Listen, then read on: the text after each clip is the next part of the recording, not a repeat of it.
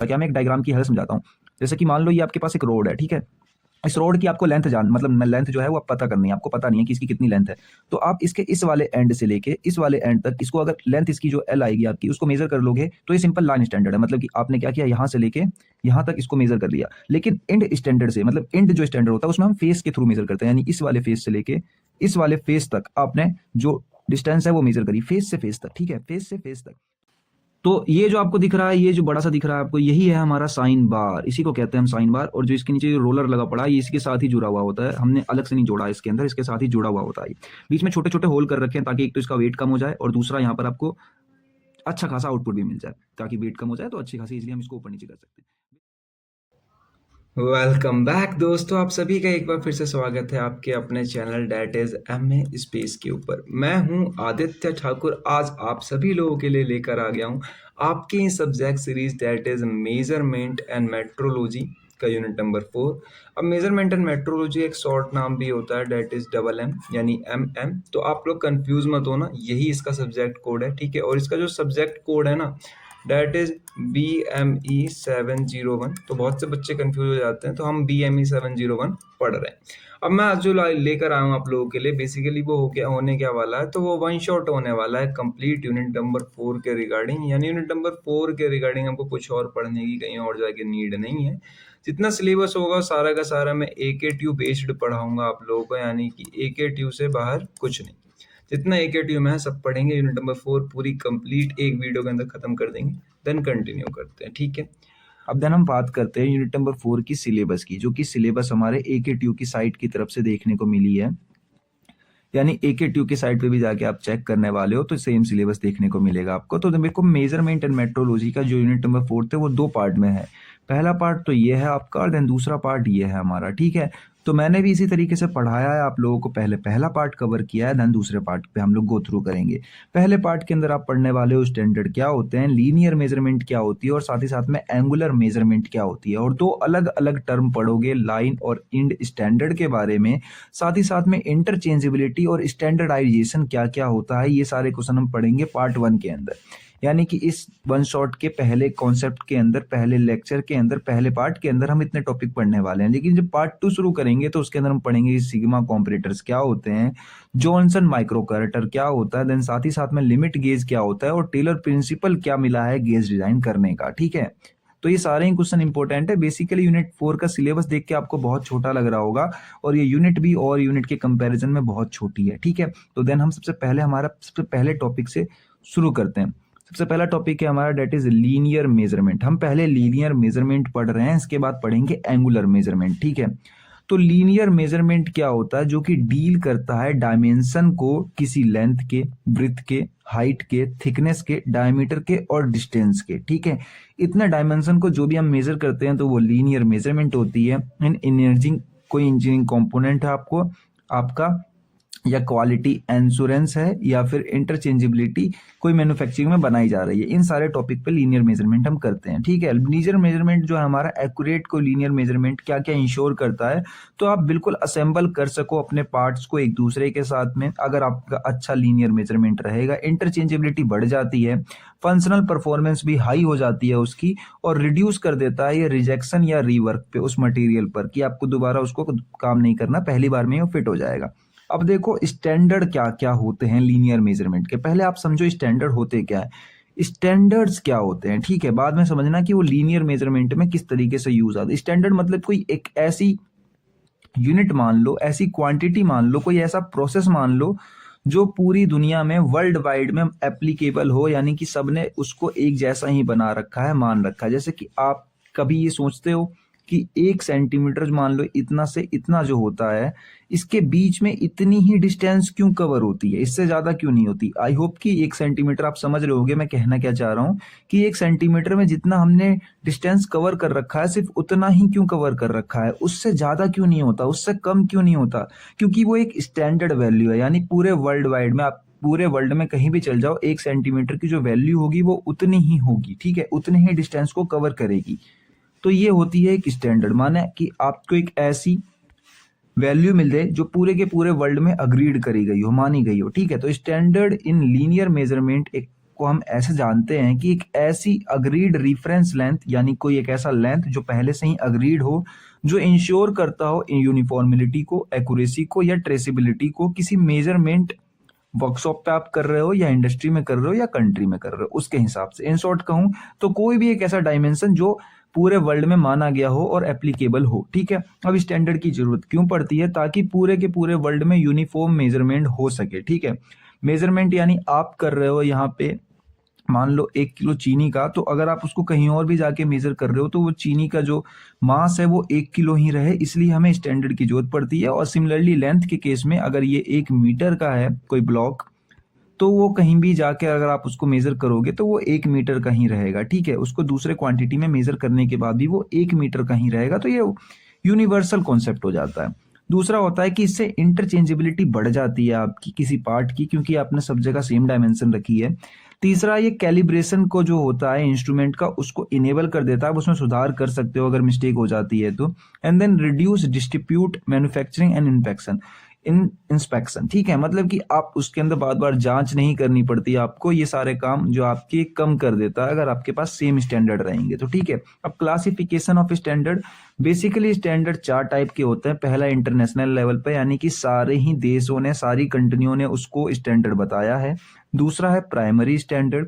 Then तीसरा secondary standard, जो कि लेबोरेटरी में यूज होता है, प्राइमरी भी लेबोरेटरी में यूज होता है। देन लास्ट में आता है वर्किंग स्टैंडर्ड, जो कि आप डेली लाइफ यूज में देखते हो, ठीक है। जैसे मीटर, सेंटीमीटर या फिर जिसमें लेंथ नापी जाती है, वो सारी की सारी वर्किंग स्टैंडर्ड होते हैं, ठीक है। तो मैंने यहाँ पे इनका छोटा छोटा ब्यूरो भी लिख रखा है। बेसिकली जो इंटरनेशनल स्टैंडर्ड होता है वो BIPM, यानी कि ब्यूरो इंटरनेशनल डेस पिडोस एट्स मेजर्स, एक बहुत बड़ी ऑर्गेनाइजेशन है, उसके द्वारा मेंटेन करी जाती है। एंड देन साथ ही साथ में सारे के सारे इसके अंदर नेशनल स्टैंडर्ड आ जाते हैं, क्योंकि ये इंटरनेशनल स्टैंडर्ड होता है। इसका एग्जांपल अगर आप लेना चाहोगे तो international prototype of meter, that is historical, ये पुराना है हमारा। दूसरा आता है प्राइमरी स्टैंडर्ड्स। तो प्राइमरी स्टैंडर्ड्स जो होते हैं वो हाई एक्यूरेसी वाले होते हैं, उसके अंदर स्टैंडर्ड बहुत हाई के होते हैं, किसी एक कंट्री के पास होते हैं, देश के हिसाब से हो सकते हैं, मेंटेन करे जाते हैं नेशनल के मेट्रोलॉजी इंस्टीट्यूट के, जैसे इंडिया की NPL है, ठीक है। तो अलग अलग देश अपने अपने हिसाब से इसको मेंटेन कर सकता है।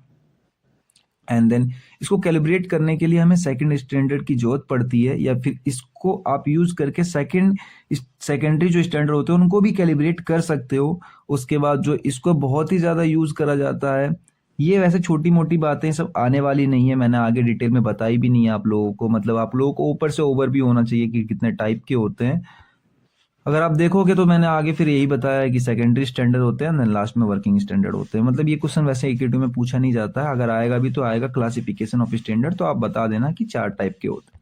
देन सबसे मेन जो इंपॉर्टेंट क्वेश्चन यहाँ से शुरू होता है वो ये है लाइन स्टैंडर्ड।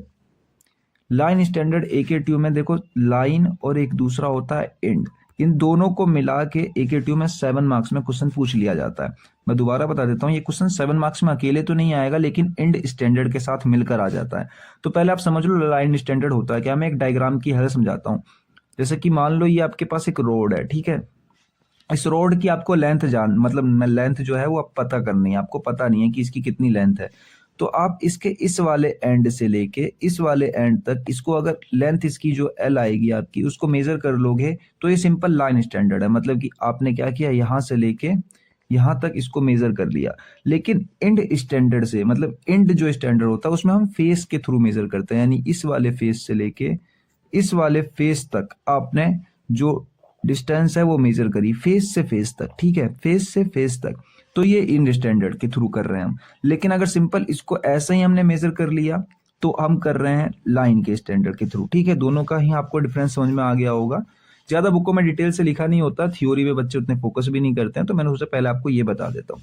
तो देखो, लाइन स्टैंडर्ड जो होता है वो स्टैंडर्ड होता है जो कि लेंथ मेजर करता है, एक distance between two engraved line, मतलब होता है जो स्केल होती है हमारी, स्केल के ऊपर जो मार्किंग करके रखते हैं सेंटीमीटर या मीटर की या इंचेस की, तो जो उसके ऊपर मार्किंग करके रखते हैं उसी को कहते हैं इनग्रेव्ड लाइंस, ठीक है। उखेरी हुई लाइन कहते हैं हिंदी में इसको, उखेरी हुई जो लाइंस होती हैं उसके ऊपर, तो वो रिप्रेजेंट करता है मेजर की लेंथ को। मान लो कि आपके पास ये एक रोड है, उस रोड को आप एक स्केल के थ्रू से मेजर कर रहे हो, तो स्केल के ऊपर जो उखेरी हुई लाइन है उसी के थ्रू हम मेजर कर रहे हैं उसको।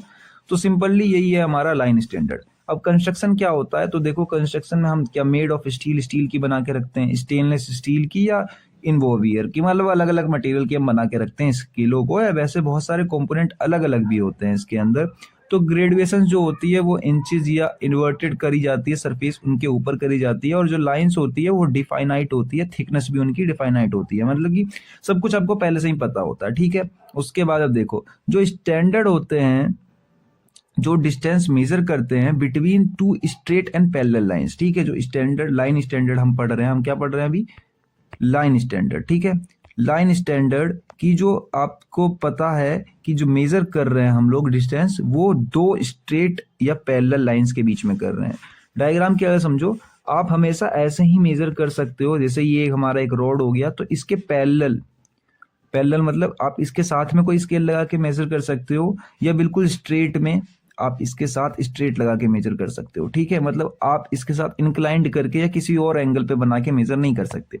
एग्जाम्पल के तौर पे अगर आपको देखना है तो स्टील ट्यूब हो गई, स्टील ट्यूब नहीं, स्टील रूल मतलब स्केल लोहे की, या मेजरिंग स्केल जो होती है, या वर्नियर कैलिपर भी इसी की कैटेगरी में आता है। कैरेक्टरिस्टिक्स क्या क्या है इसकी, जो कैरेक्टरिस्टिक्स हैं कि length is defined between two central points of the line, जो कि आपने देखी है कि लेंथ हम उसी तरीके से मेजर कर रहे हैं किसी दो सेंट्रल पॉइंट्स जो हमारे लाइंस के बीच में बन रहे हैं उसकी तरीके से। और जो एक्यूरेसी डिपेंड करती है वो लाइन की थिकनेस पर करती है और विजुअल अलाइनमेंट पे करती है कि आपकी स्केल पर कितनी मार्किंग हुई है। आप जितनी मार्किंग करके रखोगे, इंच से कम में मिलीमीटर तक मार्किंग तो नहीं हो पाती है स्केल पे, जो हमारा आंख देख पाता है, तो बेसिकली सेंटीमीटर तक जाते हैं हम। कुछ स्केल पे मिलीमीटर भी होती है, बट उसके लिए आपको फिर दूसरी स्केल भी यूज करनी पड़ेगी। नॉर्मली स्केल पे सेंटीमीटर होती है, ठीक है। तो हम इतने तक ही उसके अंदर क्या कर सकते हैं, देख सकते हैं।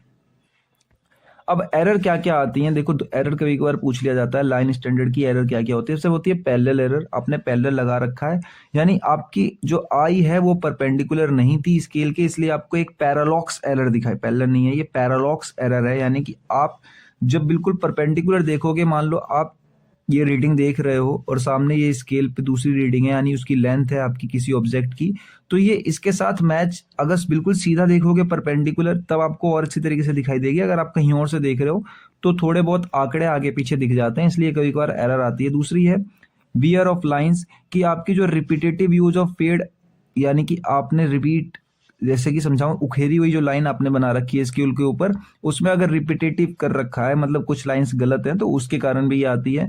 दूसरा अलाइनमेंट एरर, यानी कि आपने ढंग से अलाइनमेंट नहीं करी उस ऑब्जेक्ट के साथ जिसके साथ आप मेजर कर रहे थे। देन लास्ट में टेम्परेचर एरर, टेम्परेचर के कारण भी क्या होता है कि हमारी स्केल जो होती है वो गलत रीडिंग दे देती है, ठीक है।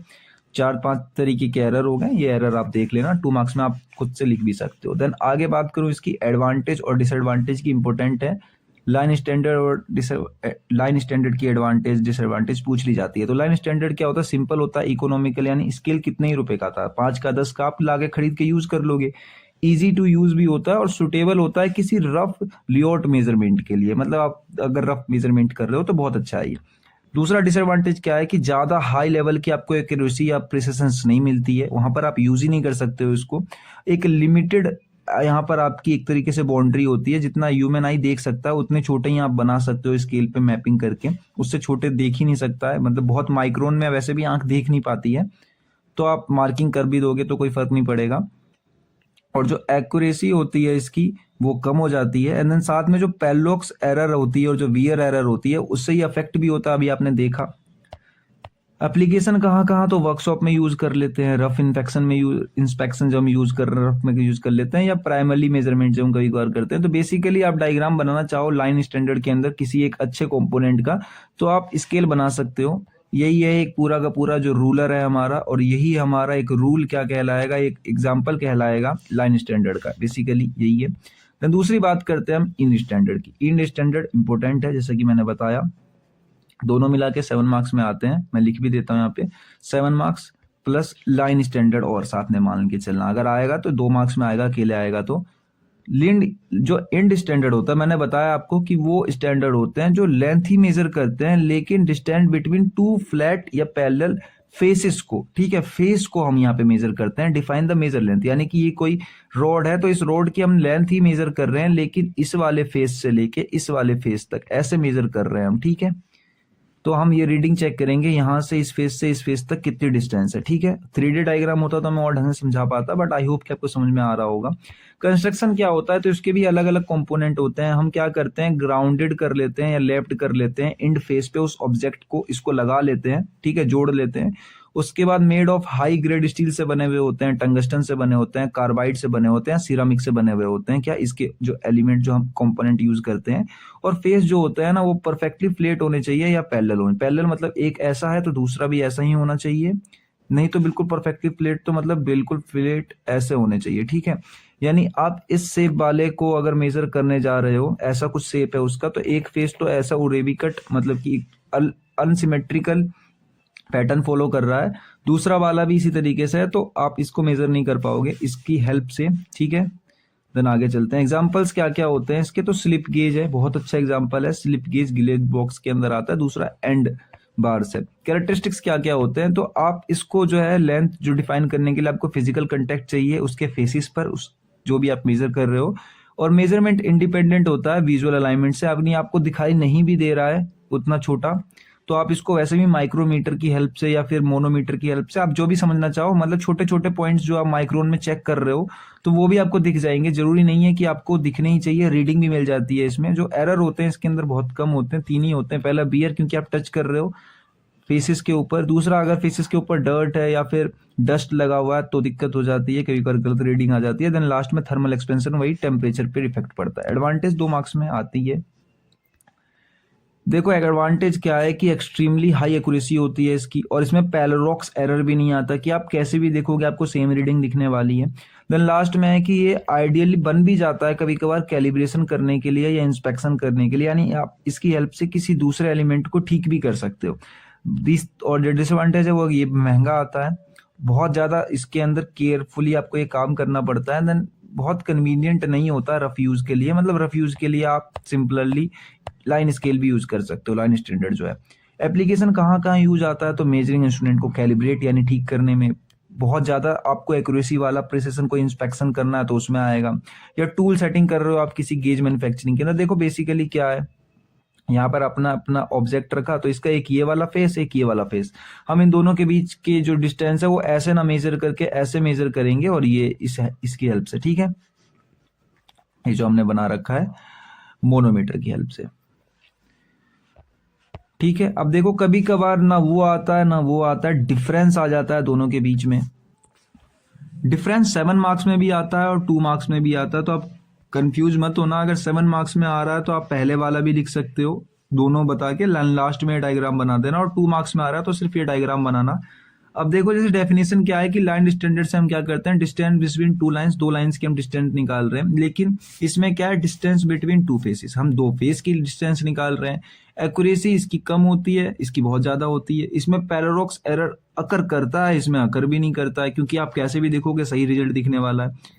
बियर इफेक्ट, इसमें आप पूरा स्केल जो अपने ऑब्जेक्ट के साथ मर्ज कर रहे हो तो इसमें हाई होती है, इसमें खाली आप एक पॉइंट कर रहे हो, फेस टच कर रहे हो तो कम होती है इसमें। बियर मतलब आपस में खराब होने की, फ्रिक्शन होने के चांसेस।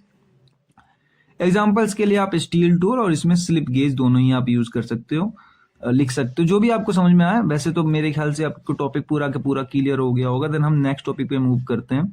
अगर आपको समझ में नहीं आ रहा है तो आप कमेंट करके मुझे बता देना। वैसे तो मेरा ओपिनियन यही रहेगा कि आप पीछे जाके एक बार वीडियो रिवाइड, मैंने इतना डिटेल में बताया जितने मैंने अब तक किसी वन शॉट में इतना डिटेल में नहीं बताया है। Next topic is going to be interchangeability. Interchangeability देखो 2 मार्क्स में तो आती है, लेकिन मैंने इतना कंटेंट पढ़ाया है कि अगर 7 मार्क्स में भी आएगी तो आप अच्छे से इजिली लिख पाओगे।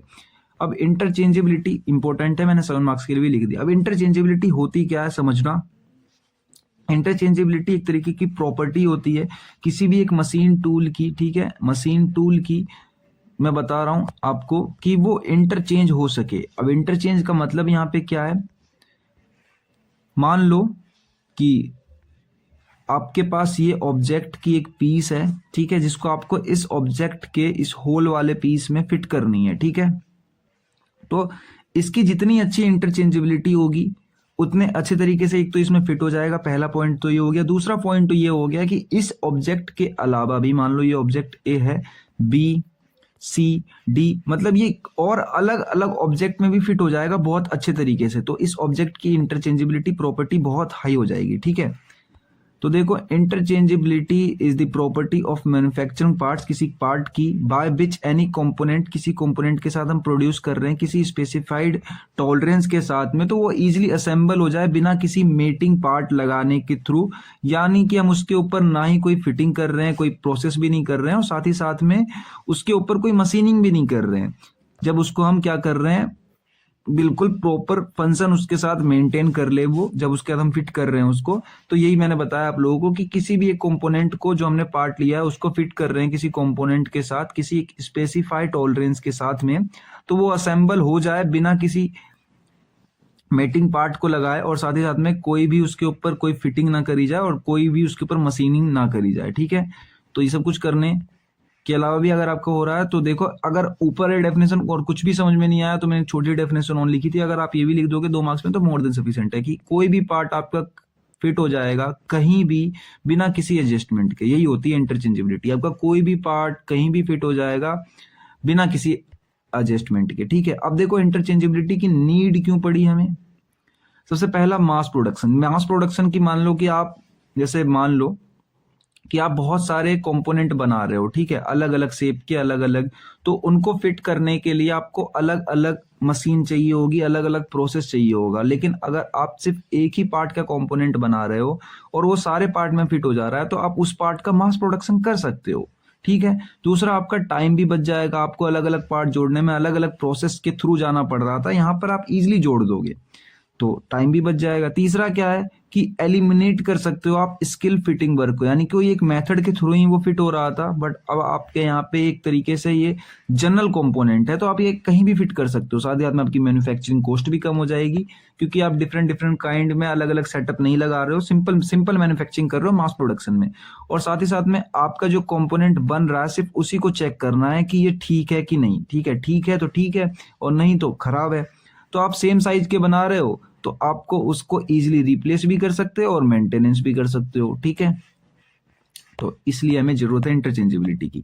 अब देखो बेसिक प्रिंसिपल क्या होता है इंटरचेंजेबिलिटी का, 2 मार्क्स में पूछ लिया जाता है कभी कभार कि इंटरचेंजेबिलिटी क्या क्या करता है। ठीक है, इंटरचेंजेबिलिटी जो है हमारा क्या क्या अचीव करता है अगर कंट्रोल करे तो, डायमेंशन को, टॉलरेंस को, फिट को और सरफेस फिनिश को। 4 चीज अगर आपकी जो है वो सही है तो आपकी इंटरचेंजेबिलिटी आपको अच्छी मिलेगी। ठीक है, इन चारों चीज में डायमेंशन आपको पता होगी, फिट मतलब वो फिट हो जाए इजीली, सरफेस फिनिश मतलब उस एलिमेंट का जो कंपोनेंट है उसकी सरफेस फिनिश होनी चाहिए, और टॉलरेंस मैं आगे बताऊंगा डिटेल से। टॉलरेंस वैसे नेक्स्ट यूनिट जो है ना हमारा यूनिट नंबर 5 उसके अंदर जो टॉलरेंस टॉपिक हो गया और फिट टॉपिक हो गया और सरफेस फिनिश हो गया, ये सारे के सारे इंपॉर्टेंट है 7 मार्क्स के लिए। 7 मार्क्स में अकेले अकेले पूछ लिए जाते हैं। ठीक है, तो देखो सारे के सारे पार्ट फिट हो जाए किसी एक परमिसिबल लिमिट, यानी कि कोई एक लिमिट है जिसको हमने बना रखी है, उसी लिमिट के अंदर सारे के सारे फिट हो जाए। देखो टाइप्स ऑफ इंटरचेंजेबिलिटी 2 तरीके की होती है। पहली फुली इंटरचेंजेबिलिटी, यानी आपके सारे पार्ट फिट हो गए। दूसरी पार्शियल इंटरचेंजेबिलिटी। फुली वाली में क्या होता है, आपके सारे पार्ट फिट हो गए और हाई मैन्युफैक्चरिंग कॉस्ट आई और जल्दी भी जुड़ गए। दूसरे वाले में ये था कि आधे ही के ग्रुप में आपके पार्ट फिट हो रहे हैं, इसमें लो मैन्युफैक्चरिंग कॉस्ट आ रही है और धीरे धीरे असेंबल हो रहे होते हैं। 2 नंबर में पूछ लिया जाता है कई बार। अब देखो टॉलरेंस, ये टॉलरेंस जो क्वेश्चन है पूछा नहीं जाएगा, बट मैंने कहा था आपको आगे बताऊंगा। टॉलरेंस का मतलब ये होता है कि आपने कंपोनेंट बताया उसको फिट करने का maximum size minus minimum size, यानी आपका जितना ज्यादा टॉलरेंस होगा उतनी ही कम इंटरचेंजेबिलिटी होगी, और जितनी कम इंटरचेंजेबिलिटी होगी उतनी ही प्रोडक्शन कॉस्ट भी आपकी कम लगेगी। ठीक है, समझ में आ गई आपको। और दूसरे केस में ये होता है कि अगर आपका टॉलरेंस जितना कम होगा उतनी ज्यादा इंटरचेंजेबिलिटी होगी, और जितनी ज्यादा इंटरचेंजेबिलिटी होगी उतनी प्रोडक्शन कॉस्ट भी आपकी हाई लगेगी। ठीक है, अब एडवांटेजेस क्या है इंटरचेंजेबिलिटी के, तो इससे आप मास प्रोडक्शन कर सकते हो, टाइम बच जाता है आपका, फास्टर सैंपल कर सकते हो, और रिपेयर और रिप्लेसमेंट मैन्युफैक्चरिंग, और आप इसका मेंटेनेंस भी कर सकते हो। इससे तो आपको पता चले। डिसएडवांटेज क्या है कि आपको इसमें ज्यादा कॉस्ट लगती है। दूसरा, आपको प्रेसिशन मशीन चाहिए होगी जो अच्छे तरीके से डायमेंशन चेक कर सके और बनाते समय, और एक स्किल्ड प्रोसेस कंट्रोल भी चाहिए होगा। एप्लीकेशन कहाँ कहाँ यूज करते हैं हम इंटरचेंजेबिलिटी का, तो एरोस्पेस में, ऑटोमोबाइल। बेसिकली आपने एक नट बोल्ट देखा होगा जो स्टैंडर्ड साइज का आता है और उस पर सेम ही होता है, मतलब आप उसको इस भी पार्ट में ऐड कर लो, यहाँ पे जो आपके पास बोल्ट है उसमें लगा लो, कार में लगा लो या फिर कहीं और लगा लो, उसका बेसिकली स्टैंडर्ड साइज होता है, किसी भी कार का किसी भी कार में लग जाता है। ठीक है, एक तो ये ऑटोमोबाइल इंजन में भी यूज आता है, देन मशीन टूलिंग में भी यूज आता है। तो इंटरचेंजेबिलिटी जिसकी ज्यादा होगी वो मार्केट में उतना ज्यादा चलेगा। आपको आई होप कि इंटरचेंजेबिलिटी समझ में आ गई होगी। Next topic is going to be standardization. देखो इंटरचेंजेबिलिटी भी 7 मार्क्स में पूछी जाती है और ये भी 7 मार्क्स में पूछा जाता है। 7 मार्क्स में अगर नहीं आता है तो 2 मार्क्स में पूछा जाता है, ठीक है, आप दोनों ही मान के चलना। अब देखो स्टैंडर्डाइजेशन में आपको ऐसा समझाता हूं कि आपने इंटरचेंजेबिलिटी, देखो आपने ये बोल्ट लिया था, इस बोल्ट के ऊपर ये थ्रेड कटे हुए हैं, चूड़ी कटे हुए हैं इसके। अब ये बोल्ट लेकर जा रहे हो आप इस नट में लगाने, ठीक है, लेकिन कितने % सियोरिटी है कि इस नट का जो होगा वो स्टैंडर्ड साइज ही मिले आपको। हो सकता है नट बहुत ही ज्यादा बड़ा हो या अनसिमेट्रिकल मैनर में हो। तो हमने एक स्टैंडर्डाइजेशन बना रखा है कि 10 mm के जो नट्स होंगे या 20 mm के जो नट्स होंगे वो इसी साइज के होंगे। तो हम चाहते हैं कि पूरे वर्ल्ड में जो ये आंकड़े हैं वो सही रहे, यानी आपका जितना स्टैंडर्डाइजेशन हाई होगा इंटरचेंजेबिलिटी अपने आप में उतनी हाई होती चल जाएगी, ठीक है। ये समझना, दोनों के बीच में ये रिलेशन है, डायरेक्टली प्रोपोर्शनल कह लो आप, कि जितना ज्यादा आप स्टैंडर्डाइजेशन करोगे उतनी ज्यादा इंटरचेंजेबिलिटी आपकी हाई होती जाएगी। और एक पॉइंट यहां से और निकलता है कि अगर स्टैंडर्डाइजेशन नहीं है तो इंटरचेंजेबिलिटी भी नहीं हो पाएगी, लेकिन अगर इंटरचेंजेबिलिटी है तो उसके लिए स्टैंडर्डाइजेशन कंपलसरी है कि होना ही चाहिए, ठीक है। अब देखो कैसे, डेफिनेशन इसकी है 2 मार्क्स में आपको, अगर आपको लिखनी है पेपर में आती है। तो स्टैंडर्डाइजेशन एक प्रोसेस होती है, पिछली बार वाली क्या थी, एक प्रॉपर्टी थी, ये क्या है, एक प्रोसेस है जो कि स्टेब्लिश करता है, पब्लिश करता है एक अप्लाइंग करके यूनिफॉर्म स्टैंडर्ड को किसी एक डायमेंशन को, मटेरियल को या प्रोसेस को या किसी प्रोडक्ट को या किसी प्रैक्टिस को कि अचीव करने में, सिंप्लिसिटी करने में, यूनिफॉर्मिलिटी करने में या क्वालिटी इंटरचेंजेबिलिटी बढ़ाने में, ठीक है। मतलब कि एक तरीके का प्रोसेस है जहां पर आपने एक सिंपल यूनिफॉर्म स्टैंडर्ड आपने बना के डायमेंशन का पूरे के पूरे वर्ल्ड में बना के आपने रख दिया है, जो कि मटेरियल, प्रोसेस, प्रोडक्ट और प्रैक्टिस पे अप्लाई होता है। क्या अचीव करने में, सिंप्लिसिटी हो जाए, सब जगह आपको सेम साइज के अगर नट्स मिलेंगे तो आप कहीं भी उसके अंदर बोल्ट कैसा भी यूज कर सकते हो। अगर नहीं समझ में आया तो मैंने छोटी सी डेफिनेशन ये भी लिखी है कि स्टैंडर्डाइजेशन मिक्स, जो मतलब होता है इसका कि सब चीज को यूनिफॉर्म, मतलब एक जैसा या कॉमन बना देना, ठीक है, कि अलग अलग डिफरेंट डिफरेंट काइंड के डिजाइन ना हो, कि एक डिजाइन हो। तो ये करते क्यों है, जिससे हमारे पास अननेसेसरी वेराइटी कम हो जाती है, यूनिफॉर्म क्वालिटी में सब प्रोवाइड हो जाता है और मैन्युफैक्चरिंग कॉस्ट भी कम लगती है हमारी, डिजाइन और प्रोडक्शन बहुत सिंपल हो जाते हैं और ये इंटरचेंजेबिलिटी को भी प्रमोट करता है। मैंने बताया था इंटरचेंजेबिलिटी इसके बिना नहीं हो सकती। अब देखो नीड ऑफ स्टैंडर्डाइजेशन 2 मार्क्स में क्या नीड होती है, तो पहला मास प्रोडक्शन इनेबल कर देता है। ये आपको पता है कि अगर एक जैसा सामान बनेंगे तो हम ज्यादा बना सकते हैं। सिंप्लीफाई करता है इंस्पेक्शन को, क्वालिटी कंट्रोल को। रिड्यूस कर देता है इन्वेंट्री और टूलिंग कॉस्ट को। इन्वेंट्री मतलब जहां पर आप सामान अलग अलग टाइप के बना के रख रहे थे, वहां पे आपके एक टाइप की बन रहे हैं, तो अलग अलग सामानों को स्टोर करने की इन्वेंट्री कम हो जाएगी। फैसिलिटी देता है ये आपको इजी मेंटेनेंस की और रिप्लेसमेंट की, वही रिपेयर वाला। सो दोनों सेम ही है, बस खाली स्टैंडर्डाइजेशन हम किसी प्रोसेस पे कर रहे हैं, किसी पूरे प्लांट पे कर रहे हैं, किसी पूरे के पूरे कंपोनेंट पे कर रहे हैं, लेकिन इंटरचेंजेबिलिटी एक प्रॉपर्टी थी। अब देखो एरिया कहाँ कहाँ पे स्टैंडर्डाइजेशन होना चाहिए, प्रोडक्ट पे, प्रोसेस पे, मटेरियल पे और टूल पे, 4 जगह पर होना चाहिए, ठीक है, 4 जगह पर होना चाहिए। लेकिन जो लेवल्स होते हैं स्टैंडर्डाइजेशन के, वो भी मैंने लिख रखे हैं। कंपनी लेवल पर होता है, नेशनल लेवल पर, इंटरनेशनल लेवल पर, तो ये लेवल्स होते हैं इसके। और इंडिया के कुछ हैं, BIS इंडिया का है, ISO इंटरनेशनल का है और JIA ये कुछ स्टैंडर्ड हैं। JISA ये जापान का है, ठीक है। जो ये कुछ स्टैंडर्ड हैं जो हम कंपनियां यूज करती हैं। एडवांटेज इसके सिंपल ही हो गए, जो आपको पता है, कॉस्ट भी कम लगेगी, इसमें कॉस्ट कम हो जाती है, डिजाइन एफर्ट कम हो जाता है, क्वालिटी बढ़ जाती है, इंटरचेंजेबिलिटी भी बढ़ जाती है। डिसएडवांटेज क्या है कि इसके कारण जो नई डिजाइन आती है ना वो कम हो जाती है, कोई बना नहीं पाता है क्योंकि आपने सबको कॉमन सा कर दिया है। दूसरा, डिफिकल्ट हो जाता है इम्प्लीमेंट करना, शुरुआत में सबको एक ही ट्रैक पे लाना बहुत मुश्किल होता है और बहुत स्लो हो जाती है। इसके अंदर इनोवेशन को सुधार करना हो तो उसके लिए आपको सब में करना पड़ता है, तो वो बहुत स्लो हो जाती है, ठीक है। अब देखो स्टैंडर्डाइजेशन और इंटरचेंजेबिलिटी में 2 मार्क्स में कभी कभार डिफरेंस पूछ लिया जाता है, तो मैंने लिख रखा है। देन डिफरेंस हम लोग क्या करते हैं देखते हैं। डिफरेंस में सबसे पहला होता है कि मीनिंग क्या है, तो ये एक यूनिफॉर्म स्पेसिफिकेशन है, सबको करना है, मतलब पूरे वर्ल्ड वाइड चलेगा, लेकिन ये किसी एक फिट ऑफ पार्ट के ऊपर होता है, किसी एक कंपोनेंट के ऊपर होता है कि हम किस पार्ट को फिट करना है। स्कोप क्या है, तो ये डिजाइनिंग में, प्रोडक्शन में, दोनों जगह पे वर्क करता है, ये सिर्फ असेंबली में वर्क करता है। पर्पस क्या है, तो ये स्पेसिफिकेशन यानी आसान करता है सबको, और ये चीज करता है रिप्लेसबिलिटी, यानी कि आप रिप्लेस कर सकते हो उस पार्ट को दूसरे पार्ट से। कोई फर्क नहीं पड़ता आपका पुराना वाला पार्ट कैसा था, आप नए वाले पार्ट को लगा लो, वो भी उसकी जगह पर लग जाएगा। डिपेंडेंसी क्या होता है, तो ये इंडिपेंडेंट होता है, कोई भी आदमी कर रहा है नहीं कर रहा है वो उसके ऊपर है, ठीक है, इंडिपेंडेंट कॉन्सेप्ट है। लेकिन ये डिपेंड करता है स्टैंडर्डाइजेशन पे, मैंने बताया था बिना स्टैंडर्डाइजेशन के आप इंटरचेंजेबिलिटी नहीं कर सकते। आई होप कि आपको ये सारे टॉपिक क्लियर हो गए होंगे। हम चल रहे हैं नेक्स्ट टॉपिक के ऊपर। हमने थोड़ी देर पहले पढ़ा था लीनियर मेजरमेंट, जो कि आपने देखा भी था, हमने लाइन स्टैंडर्ड और इंड स्टैंडर्ड के थ्रू किया था। लीनियर मेजरमेंट हमने लीनियर मेजर में किया था, उसकी क्लासिफिकेशन देख रहे हैं हम लोग। तो पहला होता है डायरेक्ट मेजरिंग, जहां पर हम सिंपल करते हैं स्केल लेके या वर्नियर कैलिपर लेके या माइक्रोमीटर लेके। अब तक में जो AKTU के अंदर पूछा गया है वो सिर्फ एक ही बार वर्नियर कैलिपर पूछा गया था, वो भी 2016 से 17 वाला जो सेशन था उसके अंदर पूछा गया था। और इनडायरेक्ट की बात करूं, जिसके अंदर स्लिप गेज आता है, डायल इंडिकेटर आता है, मैकेनिकल, ऑप्टिकल, ये सारे आ जाते हैं। एंड देन प्रिसीजन के अंदर बात करूं, प्रिसीजन मेजरिंग, मतलब इतने तरीके से इसको क्लासिफाई किया गया है। तो vernier height, vernier depth gauge और टूल्स मेकर माइक्रोस्कोप, ये सारे कुछ आ जाते हैं। तो बेसिकली हम इतना कुछ नहीं पढ़ने वाले हैं, क्योंकि ये सारा सिलेबस में भी नहीं है और पूछा भी नहीं गया है।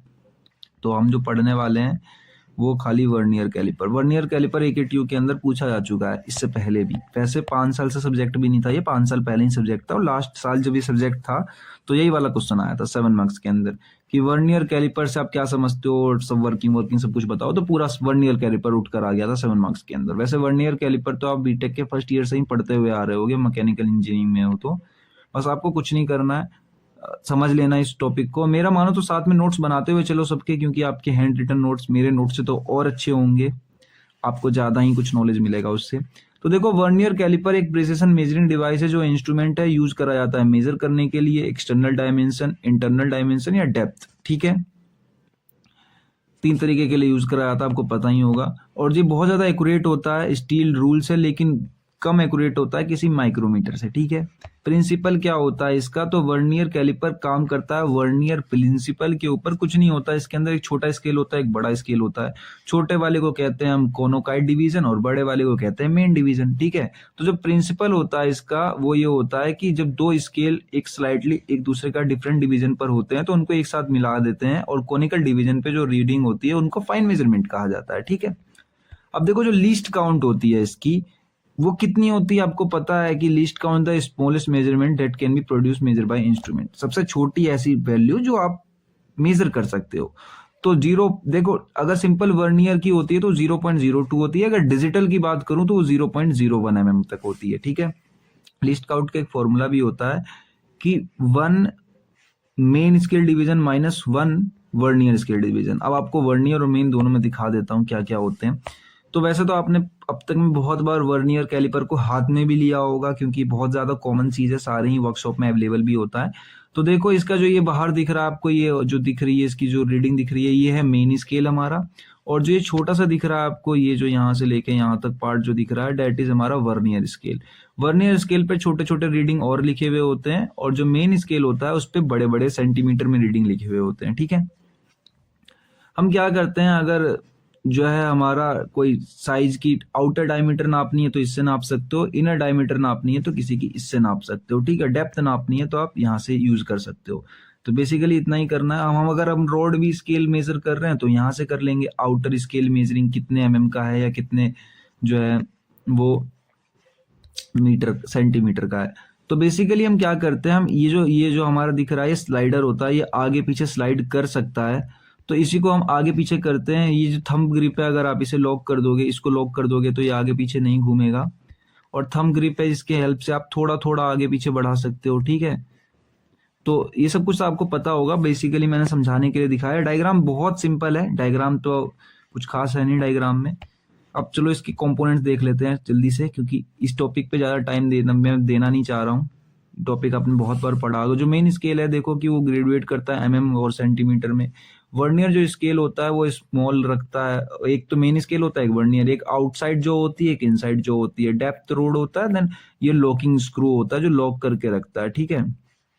उसको रीडिंग को लॉक कर देता है। अब देखो मेजरमेंट प्रोसीड्यूर जो आपने अगर इसका प्रैक्टिकल भी कभी किया हो, एक्सपेरिमेंट किया हो, प्रैक्टिकल जो फाइल बनाते हैं तो उसके अंदर भी सेम ही चीज देखने को मिली होगी कि हम नोट करते हैं सबसे पहले मेन स्केल की जो रीडिंग होती है बिफोर 0 वर्नियर स्केल, ठीक है। उसके बाद हम उसमें सेम लाइन स्केल डिवीजन खोजते हैं छोटे वाले में जो वर्नियर स्केल डिवीजन होता है। उसके बाद जो वर्नियर रीडिंग आती है उसी को हम कोलिकल डिवीजन और मल्टीप्लाई बाय लीस्ट काउंट से मल्टीप्लाई कर देते हैं। तो जो टोटल रीडिंग निकल कर आती है उसकी आती है मेन स्केल डिवीजन की प्लस वर्नियर डिवीजन, दोनों को प्लस कर देते हैं तो सिमिलरली ये टोटल रीडिंग निकल कर आ जाती है। एडवांटेज क्या क्या होते हैं कि इसकी हाई एक्यूरेसी होती है किसी स्केल के मुकाबले, और उसके बाद इसको कहीं भी आप यूज कर सकते हो, इंटरनल पे, एक्सटर्नल पे या डेप्थ पे। सिंपल और इजी टू यूज होता है। डिसएडवांटेज क्या है कि कम एक्यूरेट होता है माइक्रोमीटर से, और इसके अंदर पैराडॉक्स एरर अकर करता है क्योंकि अगर आप गलत रीडिंग देखोगे तो गलत ही रीडिंग मान ली जाएगी, क्योंकि डिजिटल तो वैसे भी शो, और डिजिटल वाली यूज कर रहे हो तो तब पैराडॉक्स एरर नहीं आएगा। रिक्वायर्ड केयरफुली हैंडलिंग, ठीक है, और आपको इसको ढंग से चलाना भी आना चाहिए। एप्लीकेशन कहाँ कहाँ यूज करते हैं तो शाफ्ट के डायमीटर में, इंटरनल डायमीटर या पाइप को जांचने में, होल को डेप्थ को मेजर करने में, या वर्कशॉप के अंदर इंस्पेक्शन डिपार्टमेंट के अंदर भी इसका यूज करा जाता है। तो वर्नियर खत्म हो गया हमारा। अब देन दूसरा टॉपिक हमारा शुरू हुआ है, that is angular measurement. Angular measurement, अब तक तो हम पढ़ रहे थे लीनियर मेजरमेंट, अब पढ़ेंगे हम एंगुलर मेजरमेंट, ठीक है। एंगुलर मेजरमेंट, वैसे एंगुलर मेजरमेंट खुद 2 मार्क्स में आएगा, लेकिन अगर इसके कुछ कंपोनेंट आते हैं तो 7 मार्क्स में आएंगे। देखो एंगुलर मेजरमेंट क्या होता है कि हम एंगल को मेजर करते हैं, ठीक है, एंगल मेजर। इससे पहले वाले में हम लेंथ मेजर कर रहे थे, अब हम एंगल को मेजर करेंगे, ठीक है, उसका ये डिफरेंस होता है। तो angular measurement is the measurement of angles of rotatory displacement between 2 intersecting line या प्लेन या सरफेस। जैसे कि मान लो एक ये लाइन जा रही है, एक ये लाइन जा रही है, तो इसके बीच में जो इंटरसेक्टिंग लाइन है, इसके बीच में जो हमारा बन रहा है एंगल, हम उसको मेजर करेंगे, ठीक है, या किसी सरफेस के ऊपर। तो जो इसका एक्सट्रीमली इंपॉर्टेंट क्यों है ये, तो इसके हम टूल अलाइनमेंट कर सकते हैं, और यही इसकी एप्लीकेशन है, याद रखना। मैंने बाद में एप्लीकेशन लिखी नहीं है इसकी, मैंने सोचा पहले ही लिख देता हूँ, और आपको साथ ही साथ में ओवरव्यू भी लग जाएगा कि साथ में क्या यूज हो रहा है, कहाँ कहाँ यूज होते हैं। तो मशीन टूल अलाइनमेंट में, गियर मैन्युफैक्चरिंग में, जहाँ पर गियर बनाते हैं वहां पर तो सबसे ज्यादा यूज होती है। इंपेक्शन में, टेपर में, थ्रेड्स में, कोन्स में, एंड इंजीनियरिंग जहाँ पर प्रिसिजन चाहिए होती है, या मेट्रोलॉजी के अंदर, तो ये 4-5 जगह पर ये यूज होती है। अब देखो यहाँ पर जो एक एंगल होता है वो रिप्रेजेंट करता है the amount of rotation between 2 lines about a common point, ठीक है, ये मेन पॉइंट थी आपकी, आपको पेपर में लिखने पे ज्यादा नंबर भी मिलेंगे। अब देखो यूनिट क्या क्या होते हैं, हम किस किस यूनिट में मेजर करते हैं, तो हम डिग्री में मेजर करते हैं, और डिग्री के अलावा रेडियन में भी करते हैं, जिसके अंदर हम पाई के साथ कॉन्सेप्ट रखते हैं। 2 पाई का मतलब होता है पूरा एक सर्कल, ठीक है। अब देखो क्लासिफिकेशन ऑफ एंगुलर मेजरमेंट, मैंने बताया था कि क्लासिफिकेशन तो बहुत बड़ी होती है, बट अपने सिलेबस में जो क्वेश्चन रिपीटेटिव है या फिर जो सिलेबस के अंदर है मैं सिर्फ उन्हें ही पढ़ाता हूँ। तो क्लासिफिकेशन देखो, क्लासिफिकेशन पहले होती है मशीनिंग इंस्ट्रूमेंट, तो मशीनिंग के अंदर आता है ब्रेवल प्रोटेक्टर, साइन बार और एंगल गेज। फिर है ऑप्टिकल इंस्ट्रूमेंट, जिसके अंदर ऑटो कोलिमीटर, एंगल डेकर और ऑप्टिकल पाइलोगन। उसके बाद इलेक्ट्रॉनिक इंस्ट्रूमेंट, जिसके अंदर इलेक्ट्रॉनिक लेवल्स, डिजिटल एंगल इंकोडर्स, ठीक है। अब देखो एक ट्यूब के अंदर साइन बार पूछा गया है और 2 नाम से पूछा गया है, मैं दोनों ही नाम बताऊंगा आपको जब क्वेश्चन पढ़ाऊंगा। पहला तो है कि साइन बार हम कैसे यूज करते हैं, क्यों यूज करते हैं एंगल नापने के लिए। दूसरा 45 डिग्री से हम ज्यादा क्यों यूज नहीं कर सकते हैं, ठीक है। तो इस नाम से दोनों बार आया था, एक ट्यूब के अंदर साइन बार ही आया है। बाद बाकी बात करते हैं ओटी कोलेमीटर की, सॉरी ऑटो कोलेमीटर की। तो ये क्वेश्चन जो है मुझे लग रहा है कि इस साल आ सकता है, तो मैंने इसको खुद पढ़ाया है अपने बिहेव पे, वैसे पूछा नहीं गया ये कभी, तो मैंने अपने बिहेव पे ये क्वेश्चन पढ़ाया है। देन शुरू करते हैं। कभी कभार क्या होता है कि एंगुलर मेजरमेंट और लीनियर मेजरमेंट के अंदर डिफरेंस आता है। मैंने सोचा था ये टॉपिक बाद में पढ़ाऊंगा, पर मेरे ध्यान नहीं रहता है कौन कौन सा टॉपिक रह जाता है, इसलिए इसको बीच में ही डाल दिया मैंने। तो आप लोग कंफ्यूज मत होना, हम इसके बाद उसी टॉपिक पे जाएंगे, पर पहले इसको पढ़ लो। 2 मार्क्स में कभी कभार सीधा ये पूछ लिया था। तो एंगुलर मेजरमेंट में हम एंगल मेजर करते हैं, लीनियर मेजरमेंट में लीनियर लेंथ मेजर करते हैं। इंस्ट्रूमेंट इसके अंदर साइन बार या प्रोटेक्टर यूज करा जाता है, वर्नियर या माइक्रोमीटर।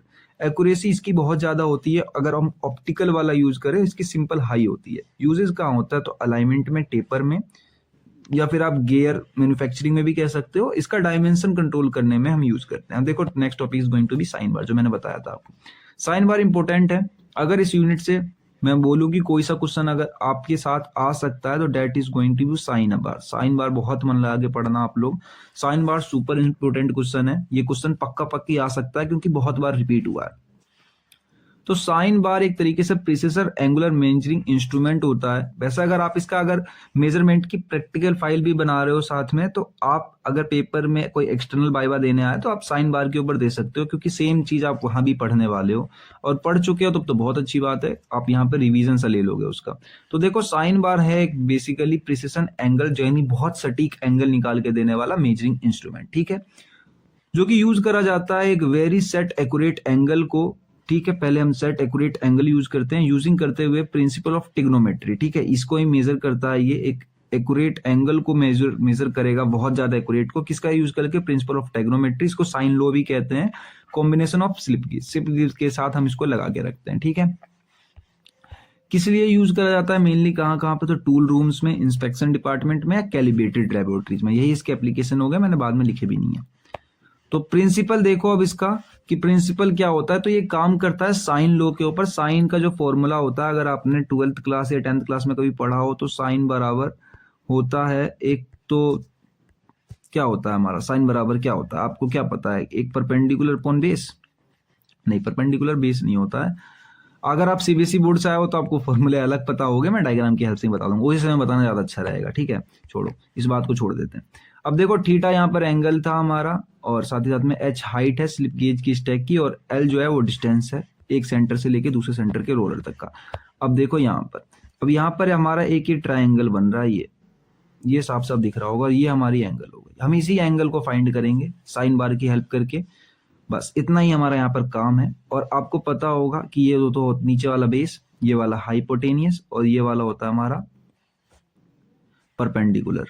ठीक है, तो इसका जो फॉर्मूला होता है वो होता है परपेंडिकुलर अपॉन में हाइपोटेनियस। ठीक है, और हिंदी में पढ़ा होगा आपने, तो इसका होता है लंब बटे कर्ण। तो ये जो आपको दिख रहा है, ये जो बड़ा सा दिख रहा है आपको, यही है हमारा साइन बार, इसी को कहते हैं हम साइन बार। और जो इसके नीचे रोलर लगा पड़ा है, ये इसके साथ ही जुड़ा हुआ होता है, हमने अलग से नहीं जोड़ा है इसके अंदर, इसके साथ ही जुड़ा हुआ होता है। बीच में छोटे छोटे होल कर रखे हैं ताकि एक तो इसका वेट कम हो जाए, और दूसरा यहाँ पर आपको अच्छा खासा आउटपुट भी मिल जाए, ताकि वेट कम हो जाए तो अच्छी खासी, इसलिए हम इसको ऊपर नीचे कर सकते हैं। बेसिकली जो रोलर है ये फिक्स होते हैं, ये हिलते नहीं है, मूव नहीं करते हैं। हम यहाँ से इसकी हाइट बढ़ा रहे हैं, ठीक है, तो जितनी भी हाइट बढ़ा रहे हैं वो हमें पता है।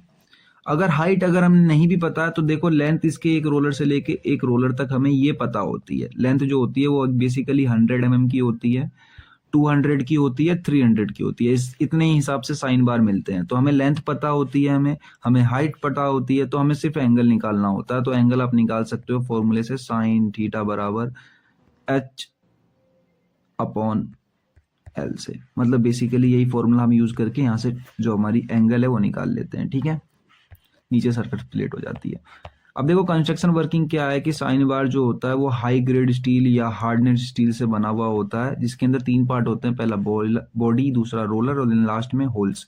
तो जो बॉडी होती है वो रेक्टेंगुलर हार्डनेस स्टील बार की होती है, और जो रोलर होते हैं वो हमारे, मैंने बता दिया आपको, आप चाहो तो पढ़ भी लेना, 2 हार्डनेड लैपिड सर्टिकल रोलर्स होते हैं जो कि फिक्स होते हैं, ठीक है, हिलते डुलते नहीं है। और उनकी जो सेंटर से सेंटर तक लेंथ होती है वो हमें पता भी होती है, ठीक है, 100 mm या 200 mm, जितने mm का होगा। और जो होल्स होते हैं वो प्रोवाइड करे जाते हैं ताकि वेट कम हो जाए और क्लैंपिंग कर सके, जब हम ऊपर नीचे करें उसको तो इजीली हो जाए। वर्किंग देखो, वर्किंग आपको वैसे भी मैंने पहले बता दी, पर वर्किंग आप समझ लो क्योंकि प्रैक्टिकल फाइल में भी आपके काम आएगी बनाते समय या वाइवा देते समय। तो जो मेजरमेंट होता है ना वो हम कर रहे हो एक अननोन एंगल का, हमें एंगल नहीं पता है, ठीक है। तो जो हम साइन बार लगा रहे हैं किसी एक सरफेस प्लेट के ऊपर, सबसे पहले तो हम साइन बार लगा लेते हैं, फिर उसमें जो जॉब होता है, कंपोनेंट होता है, वो एक साइड में साइन बार के लगा देते हैं, उसका इंसर्ट कर देते हैं स्लिप गेज को नीचे एक रोलर के, उसके बाद धीरे धीरे उसकी हाइट बढ़ाते हैं, और हाइट जो है जब तक वो हॉरिजॉन्टल ना बन जाए, मतलब पूरा खड़ा ना हो जाए, नीचे से लेके ऊपर तक उसकी हाइट ऐसा कर देते हैं। उसके बाद नोट कर लेते हैं उस हाइट को स्लिप गेज की और कैलकुलेट कर लेते हैं यहाँ से अपना एंगल। और देखो ये मैंने जो बना रखा है वो ट्रायंगल यही होता है, ठीक है, यही एंगल हम यहाँ से अपना नोट कर लेते हैं। उसके बाद पहला केस में तो हम ऐसा करते हैं जब हमें एंगल नहीं पता। दूसरे केस में क्या है कि हमें एंगल तो पता है लेकिन एक सही एंगल पे हमें हाइट फिट करनी है, मतलब अब की बार क्या करना है, हमें हाइट फिट करनी है, एंगल हमें पहले से ही पता है, ठीक है। या फिर इसी वाले को समझ लो, अभी आपने एंगल निकाला है, खुद हाइट फिट करेंगे कि इस एंगल पे कितनी हाइट होनी चाहिए। तो हम जो हाइट ऐसे मेजर करते हैं, हमें थीटा की वैल्यू पहले से ही पता है, एल की पता है, तो एच हम खुद मेजर कर लेंगे कि इस एंगल पे कितनी हाइट रखनी चाहिए, तो उतनी हाइट हम उसके हिसाब से सेट कर लेते हैं अपने डिजायर एंगल के हिसाब से। दो तरीके के हम साइन बार का यूज करते हैं, दोनों ही पता चल गया। एडवांटेज क्या है कि बहुत ज्यादा एक्यूरेसी होती है इसकी, और सिंपल वर्किंग प्रिंसिपल है, स्केल या ग्राउंडेशन एरर की जरूरत नहीं होती है इसके अंदर, और रेफरेंस इंस्ट्रूमेंट हम यूज कर लेते हैं इसके अंदर। टाइम कंज्यूमिंग है, टाइम बच जाता है आपका। डिसएडवांटेज क्या है इसका, सॉरी बच नहीं है, अब डिसएडवांटेज पढ़ रहे हैं ना। तो डिसएडवांटेज ये है कि बहुत ज्यादा टाइम लगता है आपका सब कुछ सेटअप करने में, और एक रिक्वायर्ड हैंडलिंग स्लिप ग्लेज भी आपको चाहिए होगा जो अच्छे तरीके से उसको हैंडल कर पाए। उसका sensitive to temperature variation, temperature बढ़ेगा तो रीडिंग अलग आएंगी, और ये ज्यादा काम भी नहीं करता 45 डिग्री से ऊपर। अब 45 से डिग्री ऊपर क्यों काम नहीं करता, कभी कभार साइन बार क्या होता है, और देखो क्वेश्चन मैंने पूरा क्वेश्चन ही उठा के लिख दिया था जो पेपर में पूछा गया था, कि जो कुछ साइन बार है why is a sine bar not suitable for angle above 45 degree. अगर ये क्वेश्चन 7 मार्क्स में आता है तो ध्यान रखना हमारे पास ज्यादा कंटेंट है ही नहीं, 45 डिग्री क्यों नहीं करता, ये 2-3 लाइन में खत्म हो जाएगी आपकी। तो 7 मार्क्स में क्वेश्चन आया तो बेसिकली आपको साइन बार पूरा बताना है, लेकिन लास्ट में आके इस टॉपिक को बताना है, ठीक है। तो मेन रीजन क्या होता है कि 45 डिग्री से ऊपर काम नहीं करता। जो साइन बार का जो रिलेशन होता है वो ये होता है, अभी आपने पढ़ा है, जहां पर एच हाइट है, एल लेंथ है, और थीटा एंगल है।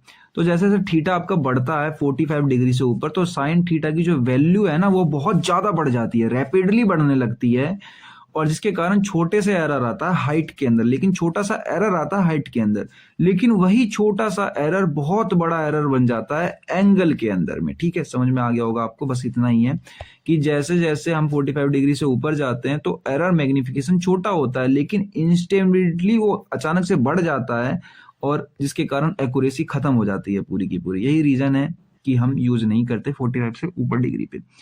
अब देखो आप लोग यूनिट नंबर 5 चाहते हो, जैसा कि मुझे पता है आप लोग चाहते ही होंगे, अगर नहीं चाहते तो कोई बात ही नहीं है। तो वीडियो पे प्लीज मैंने लाइक टारगेट 10 का रखा है, कमेंट भी मैंने 10 का ही रखा है टारगेट, आई होप कि आप लोग कर दोगे। और टेलीग्राम पे जाओ नोट्स के लिए, यूट्यूब पे नोट्स नहीं मिलते, बट मैं बता दूं फिलहाल मैंने इस लेक्चर का जो नोट है उसको मैंने यहाँ पे ड्राइव की लिंक में डाला है नीचे, आप जाके ड्राइव की लिंक से डाउनलोड कर लेना। टेलीग्राम पे अपलोड नहीं किया है, टेलीग्राम पे कुछ दिनों बाद अपलोड करूंगा।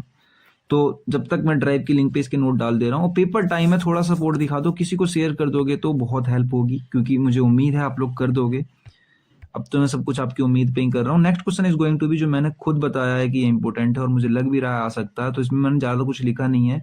ऑटो कोलीमेटर, ठीक है, एक तरीके का ये हाई प्रिसिजन ऑप्टिकल इंस्ट्रूमेंट है जब angular velocity measurement, angular velocity नहीं, एंगुलर डाटा मेजर करते हैं हम, एंगल डाटा मेजर करते हैं, ठीक है। तो प्रिंसिपल क्या होता है, reflection of collimated light from a mirror. Basically principle क्या, आप डायग्राम समझो सीधा, हम एक पॉइंट सोर्स से क्या कर रहे हैं, एक लेंस के थ्रू या मिरर के थ्रू पास कर रहे हैं अपनी लाइट्स, जिसको क्या कह रहे हैं, ये लाइट कौन सी है, कोलामेटेड लाइट, कोलिमेटेड लाइट, ठीक है। अब जो ये लाइट जा रही है इसके पास होके सिंपल सामने जो है बिल्कुल स्ट्रेट हमारे 90 डिग्री एंगल पे कोई प्लेन रिफ्लेक्टर है उस पर रिफ्लेक्ट होकर वापस हमारे इसी सोर्स पर आ जा रही है। तो डेट मीन्स हमने इसको रीडिंग नोट्स करी और हमें पता चला कि वो रिफ्लेक्टर बिल्कुल सीधा था, लेकिन मान लो कि जो रिफ्लेक्टर है वो कुछ एंगल पे इंक्लाइंड है, टेढ़ा है, तो हम जैसे ही लाइट एमिट करते हैं लाइट वैसे ही जाएगी, रिफ्लेक्ट होके वो कहीं और पहुंच जाएगी, सारी पॉइंट उसकी कहीं और पहुंच जाएगी, उसी पॉइंट पे दोबारा वापस नहीं आएगी। तो हमें पता चल जाएगा कि इसमें इतना जो एंगल था वो डिफ्लेक्ट है, ठीक है। उसको हम फोकल प्लेन की हेल्प से मेजर कर लेते हैं कि कितना एंगल डिफरेंस था। वर्किंग सिंपल है इसकी, कि लाइट निकलेगी प्रोजेक्शन बीम से किसी मिरर के ऊपर, रिफ्लेक्ट करके रिटर्न वापस होगी, और एंगुलर डिस्प्लेसमेंट उसी के कारण हमें इमेज में दिख जाएगा, और जिसको हम शिफ्ट मैनेजमेंट या एंगुलर जो एंगल है वो कैलकुलेट कर लेंगे वहां से, ठीक है, जितना शिफ्ट हुआ रहेगा वो शिफ्ट मेजर करके। तो बेसिकली इतना ही था। देन नेक्स्ट टॉपिक पे चलते हैं। 2 मार्क्स लायक मैंने बताया है, अगर पेपर में आता है तो आप लिख देना। नेक्स्ट टॉपिक, यानी कि हमने पार्ट 1 खत्म कर दिया अपने यूनिट का, अब हम पार्ट 2 पर आ चुके हैं, डेट इज कॉम्परेटर, ठीक है। मैं यहाँ पे लिख भी देता हूँ, अब हम पार्ट 2 पर आ चुके हैं यूनिट के। हमने पार्ट 1 खत्म कर दिया है। कॉन्ग्रेचुलेसन, आप लोग यहाँ तक जुड़े हुए हो तो, क्योंकि आप लोग सच में मन लगा के पढ़ने वाले बच्चे हो। तो कॉम्परेटर्स जो क्वेश्चन है, ये क्वेश्चन 7 मार्क्स में नहीं 2 मार्क्स में आता है। कॉम्परेटर्स क्या होते हैं, तो कॉम्परेटर्स क्या होते हैं 2 मार्क्स में देख लो आप लोग। तो कॉम्परेटर जो होते हैं एक प्रिसिशन मेजरिंग इंस्ट्रूमेंट होते हैं जो कि यूज करे जाते हैं कंपेयर करने में डायमेंशन के किसी कंपोनेंट के किसी एक स्टैंडर्ड के साथ, ठीक है, जैसे मास्टर स्केलिंग, मास्टर सेटिंग भी कहते हैं। तो कंपरेटर जो होते हैं वो मेजर करते ही नहीं है एक्चुअल डायमेंशन को, वो बस खाली ये बता सकते हैं कि ये जो कंपोनेंट है वो जो है वो कितना डिफरेंट है अपने, ये फ्रॉम है यहाँ पे, पता नहीं क्या लिख रखा है मैंने, फ्रॉम मान लेना, फ्रॉम द स्टैंडर्ड साइज, वो स्टैंडर्ड साइज से डिफरेंट है कि नहीं, ठीक है। बस खाली कितना डिफरेंट है कितना नहीं है ये नहीं बताने वाला, वो सिर्फ ये बताने वाला है कि आपका ये जो कंपोनेंट है वो जो है डिफरेंट है स्टैंडर्ड साइज से, ठीक है। बेसिकली कंपैरेटर्स की जो मास्टिंग साइज होती है, देखो वो कैसे होती है, वो एक कैलकुलेट नहीं करेगा। एक मान लो स्टैंडर्ड आपका 50 mm का था, तो उसकी जॉब साइज जो आई वो 50.015 mm आई, तो उसने कंप्यूटर ने रीडिंग दे दी कि इसमें जो इतना एक्स्ट्रा हमारे पास मटेरियल है, ठीक है, इतना एक्स्ट्रा इसकी साइज है। तो प्रिंसिपल क्या होता है कि इसमें small linear displacement of a plunger हम प्लंगर की हेल्प से करते हैं ड्यू टू साइज वेरिएशन, तो मैग्नीफाइड कर देता है indicate on a scale display के ऊपर, मतलब छोटा सा डिस्प्लेसमेंट हमें प्लंगर की हेल्प से बहुत बड़ा होकर दिखाई देता है एक डिस्प्ले के ऊपर। मैग्निफिकेशन मैकेनिकल, ऑप्टिकल, इलेक्ट्रिकल और पैरामेट्रिक तरीके से करा जाता है। बेसिकली तो हम ये सब नहीं पढ़ने वाले हैं, हम जो नेक्स्ट टॉपिक पढ़ने जा रहे हैं, टॉपिक ही चेंज हो गया हम लोगों का, that is sigma comparator. Sigma comparator के नाम से क्वेश्चन आता है 7 मार्क्स के अंदर, इंपॉर्टेंट है 7 मार्क्स के लिए, सिग्मा कॉम्परेटर, ठीक है। सिग्मा कॉम्परेटर कुछ नहीं है, एक तरीके का कॉम्परेटर, ये एक पार्ट है जो कि मैकेनिकल कॉम्परेटर है, जो कि यूज करा जाता है सिग्मा शेप के फ्लेक्सिबल स्ट्रिप का मैग्निफिकेशन के लिए किसी छोटे लीनियर डिस्प्लेसमेंट का, ठीक है। इसकी जो प्रिसिशन होती है वो बहुत हाई होती है और बहुत ही छोटे डायमेंशन वेरिएशन के लिए यूज करा जाता है, ठीक है। प्रिंसिपल क्या है इसका, तो इलास्टिक डिफॉर्मेशन होता है सिग्मा शेप्ड मेटल स्ट्रिप का, जो कि कन्वर्ट हो जाता है छोटे से लीनियर मूवमेंट में, और छोटे से लीनियर मूवमेंट को एंगुलर मूवमेंट देके पॉइंटर से हम मेजर कर लेते हैं। इसके अंदर ना ही गियर लगता है, ना ही लीवर लगता है, ना ही रैक, ना ही पिनियन, इसलिए इसके अंदर फ्रिक्शन भी नहीं होता है और फ्रिक्शन सारे खत्म हो जाते हैं। दोबारा से कह दे रहा हूँ यार, 10 लाइक है, आप लोग ही कंप्लीट कर सकते हो, 10 कमेंट का टारगेट है, आप लोग बस खाली लाइक और कमेंट कर देना, शेयर कर दो, पेपर का टाइम है, जिसको भी करोगे वो देख ही लेगा। और अगर जो नोट्स है वो मैंने यहाँ नीचे डाल रखा है, नीचे जाके आप ले लेना। कंस्ट्रक्शन देखो क्या है इसके, कंस्ट्रक्शन में कुछ नहीं है, ये जो आपको दिख रहा है ये है हमारा नीचे प्लंगर, ठीक है, ये है जॉब। जैसे ये प्लंगर ऊपर नीचे होगा तो आपका जो ये साइज है, आपका ये जो जेड, ये नाइफ एज वाली स्ट्रिप है, ये आगे पीछे होने के कारण ये आगे पीछे होगी। अब जब ये आगे पीछे होगी तो आपको जो जेड, मैंने सिग्मा टाइप बताया था आपको, तो सिग्मा टाइप यही है हमारा मिला जुला के, तो यही हमारा मेम्बरेंस है जो कि मूव करने वाला है। और जब ये मूव करेगा तो इसकी मूविंग को ही मेजर करके, जो मैंने बताया था रोटेशनल में चेंज हो जाता है एंगुलर में, उसी मूविंग को मेजर करके ये दोनों स्ट्रिप आगे पीछे मूव करेंगी। अब जब वो आगे पीछे मूव करेंगी तो जो बीच में रोलर लगा पड़ा वो घूमेगा, और स्पिंडल के घूमने के कारण जो हमारी रीडिंग है वो रीडिंग आगे पीछे रोटेट होगी, और हमें पता चलेगा कि इस ऑब्जेक्ट पे कितना जो मेजर कर रहे हैं हम वो कितना चेंज हुआ है कितना नहीं हुआ है, ठीक है। तो बस खाली कंपोनेंट के नाम आप देख लेना, कंपोनेंट के नाम कुछ है नहीं, इसको सपोर्ट करने के लिए हमने बाहर से 2 ब्लॉक्स लगा रखे हैं जो कि स्क्रू से कसे हुए हैं दोनों तरफ से। ये क्रॉस हिंज स्टिप है 90 डिग्री पे, ये मूवी चैम्बर है, ये फिक्स चैम्बर है, ये आर्म है, यहाँ पे फोर्स्ड आर्म है, ये स्पिंडल लगा हुआ है, ये जॉब है, ये प्लंगर है, एंड साथ ही साथ में ये स्प्लिट डायफ्राम है रोकने के लिए, एंड ये ऊपर से भी लगा हुआ है स्प्लिट डायफ्राम, वॉशर कह लो, बस इतना ही है इसके अंदर। प्लंगर जो कि कांटेक्ट पॉइंट होता है, टच करता है वर्कपीस को, मूव करता है एक्यूरेटली साइज वाइब्रेशन के हिसाब से, साइज में ऐसे बढ़ रहा है वैसे वो ऊपर नीचे मूव होगा, ठीक है।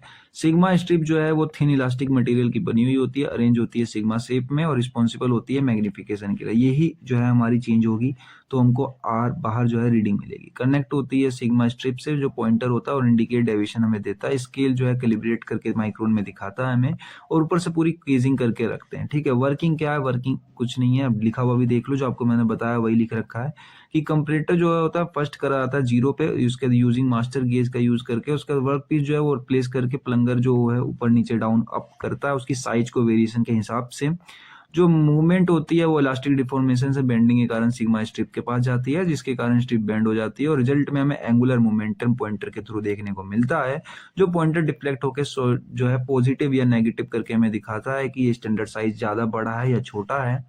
एंड डिफ्लेक्शन के हिसाब से प्रोपोर्शनली हम प्लंगर मूवमेंट के हिसाब से हम क्या करते हैं, मेजर कर लेते हैं। एडवांटेजेस क्या होते हैं कि इसके अंदर कोई गियर नहीं लगा, तो कोई ब्लैकलिस्ट नहीं हुई, कोई फ्रिक्शन नहीं हुआ, बहुत ही कम फ्रिक्शन हुआ, एंड देन हाई सेंसिटिविटी थी, लॉन्गर सर्विस लाइफ थी और एक्सीलेंट रिपीटेबिलिटी थी। बार बार रिजल्ट सेम आता है, ठीक है, रिपीट करने पे भी। डायल इंडिकेटर मतलब डिसएडवांटेज क्या है, तो इसका डिलिकेट मैकेनिज्म होता है, यानी कि मैकेनिज्म बहुत कॉम्प्लिकेटेड होता है। उसका लिमिटेड मेजरिंग रेंज होती है, इसकी एक मेजर करने की रेंज भी लिमिटेड होती है, और इसको हम ज़्यादा जो है रफ हैंडलिंग के लिए यूज़ नहीं कर सकते, बहुत ही सटीक हैंडलिंग के लिए यूज़ करते हैं। कॉस्टली भी होता है और कोस्टर होता है डायल इंडिकेटर से, ठीक है। एप्लीकेशन कहाँ कहाँ पे, तो इंस्पेक्शन करने में बहुत ही अच्छे कंपोनेंट की, या टूल रूम मेजरमेंट में, बियरिंग गेज इंस्पेक्शन में, मास प्रोडक्शन इंस्पेक्शन में, या फिर एरोस्पेस ऑटोमेटिक पार्ट्स में, ठीक है। नेक्स्ट टॉपिक पर आ चुके हैं हम लोग, date is Johnson's micro Carter ji आ गए हैं। इस क्वेश्चन के दोनों ही नाम से आता है, कि जॉनसन्स के नाम से भी आता है और माइक्रो कार्टर के नाम से भी आता है। तो ये एक तरीके से क्या है, ये भी एक मैकेनिकल कंपैरेटर ही है, जो कि आपने पढ़ा थोड़ी देर पहले, जो कि very high compression small linear dimension को मेजर करने के लिए करा जाता है। वर्क करता है principle of twisting of metal strip पे, नोट और गेन और लेप में। दिखाऊंगा डायग्राम तो आपको ढंग से समझ में आ जाएगा। इसके अंदर भी गियर नहीं होता, इसके कारण जो ये भी फ्रिक्शन फ्री होता है। प्रिंसिपल क्या होता है, कि जो वर्किंग प्रिंसिपल ये होता है कि एक ट्विस्टेड थिन मेटल स्ट्रिप लगाई जाती है, जो कि स्मॉल लीनियर मूवमेंट के कारण प्लंगर को चेंज करती है, जो कि कन्वर्ट करती है लार्ज एंगुलर मोमेंटर ऑफ पॉइंटर में। लीनियर डिस्प्लेसमेंट जो होगी, उसके कारण ट्विस्ट जो स्ट्रिप जो है ट्विस्ट होने लगेगी, और ट्विस्टिंग के कारण हमें रोटेशन मिलेगी पॉइंटर को, और पॉइंटर हमें दिखा देगा इंडिकेटर रीडिंग। डायग्राम से देखो आप, जैसे कि ये हमारा प्लंगर है, और नीचे आप जॉब लगा लो चाहो तो जॉब, ठीक है, ये हो गई हमारी जॉब जो हम इसके ऊपर लगा रहे हैं, उसकी साइज मैनेज करेगा। तो प्लंगर ऊपर नीचे करेगा, ये जो प्लंगर के नीचे टिप है, ये टिप ऊपर नीचे करेगी, इसके कारण जो है हमारी ये स्ट्रिप जो लगा रखी है वो ट्विस्ट होगी। वो जितनी थोड़ी सी वो ऊपर नीचे करेगी, लेकिन यहाँ पे स्ट्रिप ज्यादा ट्विस्ट होगी। ट्विस्ट होने के कारण जो है हमारे कैलकुलेटेड स्ट्रिप में हमारी रोटेशन के कारण दिख जाएगी कि कितनी जो है यहाँ पर हमारा जो है पीस ज्यादा बड़ा है या छोटा है अपने ओरिजिनल साइज से, स्टैंडर्ड साइज से, ठीक है। तो ये इसकी वर्किंग थी। कंस्ट्रक्शन क्या होता है, प्लंगर लगा हुआ होता है जो कि मेजरिंग कंटेक्ट करता है, जो कंटेक्ट करके मेजर कर रहा होता है, कंटेक्ट करता है वर्क पीस से, या तो वो ऊपर होता है नीचे होता है, साइज की वेरिएशन के हिसाब से। जो मेटल स्ट्रिप होती है वो थिन प्लेट स्ट्रिप होती है, मेड ऑफ फॉस्फेरस ब्रॉन्ज की बनी हुई होती है। एक एंड फ्री होता है, दूसरा एंड जो फिक्स होता है। जो एंड फ्री होता है वही जुड़ा हुआ होता है किसके साथ, कनेक्टर के साथ में, जो कि पॉइंटर रोटेट होके हमें बताने वाला है, ठीक है। रिस्पॉन्सिबल होता है ट्विस्टेड एक्शन के साथ। जो फ्री होता है, देखो मैंने बताया, वही मेटल स्ट्रिप जुड़ा हुआ होता है पॉइंटर के साथ, और पॉइंटर हमें डिवीजन दिखाता है स्केल के ऊपर। जो स्केल होता है वो ग्रेजुएटेड माइक्रोन्स में लिखे हुए होते हैं, जिसके कारण हमें जीरो या प्लस या नेगेटिव साइड देखने को मिलते हैं वहां पे, और जो उसके ऊपर से केजिंग करके रखते हैं, ताकि इंटरनल मैकेनिज्म है वो सेफ रहे, और बाहर से कोई डस्ट पार्टिकल अंदर ना आए, या अंदर का कोई सामान डैमेज ना हो जाए, ठीक है। वर्किंग सिमिलरली आपकी, कि पहले कॉम्परेटर को सेट करते हैं जीरो पे, फिर स्टैंडर्ड गेज के साथ, स्लिप गेज के साथ जीरो पे सेट कर दिया। उसके बाद इसके वर्क पीस को जो है प्लेस करेंगे, उसका फिंगर मूव होगा अपने साइज के हिसाब से। प्लंगर के मूव होने के बाद वो टेंसाइल या कंप्रेसिव फोर्स लगाएगा मेटल स्ट्रिप के ऊपर, और मेटल स्ट्रिप फोर्स के कारण ट्विस्ट हो जाएगी। ट्विस्ट होने के बाद वो पॉइंटर को रोटेट करेगी, रोटेट करने के बाद स्केल पे इंडिकेट जाएगा, स्केल दिखाने लग जाएगा कितना पॉजिटिव हुआ है, नेगेटिव हुआ डेविएशन उस स्टैंडर्ड साइज के अंदर।